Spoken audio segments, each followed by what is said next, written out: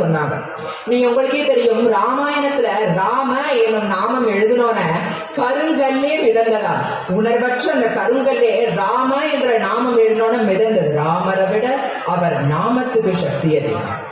ఓ రామా నీ నామం ఏమి రుచిరా, ఎంత ருச்சி ఎంత ருச்சி ఎంత ருச்சிரா ராமா. எந்த மொழியில சொன்னாலும் ராம ராம ராம என்னும் நாமம் அமிர்தமே.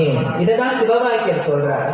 நானதேது நீயதேது நடுவில் நின்றதேதடா, கோனதேது குருவதேது கூறிடும் குலாமரே, ஆனதேது அழிவதேது அப்புறத்தில் அப்புறம், ஈனதேது ராம ராம ராம என்னும் நாமமே. நீ யார் நான் யார்? நம்ம 2 பேர் நடுவில் இருக்கிறது யாரு?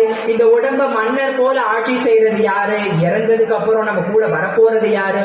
இந்த பிறவியின் பயனை ஈடேற்ற வேண்டும் என்றால் ராம நாமத்தை உணர்ந்து சொல்லுங்கள் அப்படின்னு சொல்றார்.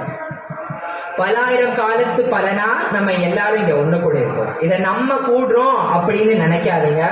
Man proposes, God disposes. I அப்படின்றத ஃபர்ஸ்ட் நீங்க எராடிகேட் பண்ணணும். ஏன்னா எப்போ ஐ அப்படின்றத நீங்க எராடிகேட் பண்றீங்களோ அப்பதான் நீங்க யார் அப்படின்னு உங்களுக்கே புரியும்.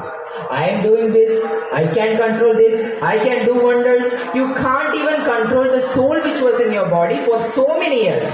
உங்களுக்குள்ளேயே பல ஆயிரம் வருடங்களாக இருக்கும் ஆன்மாவை உங்களால் கட்டுப்படுத்த இயலாது. ஒரு நாள் சொல்லிக்காம கொல்லிக்காம ஓடுது. அதனாலதான் வாழ்நாள் முழுக்க நாராயண நாமத்தை சொல்லிக்கிட்டே இருக்கணும் அப்படின்னு சொல்லுவாங்க. அதே சமயம் நாராயண நாமத்தை சொல்றதுக்கே பூர்வ ஜென்மம் புண்ணியம் வேணும். யாராலையும்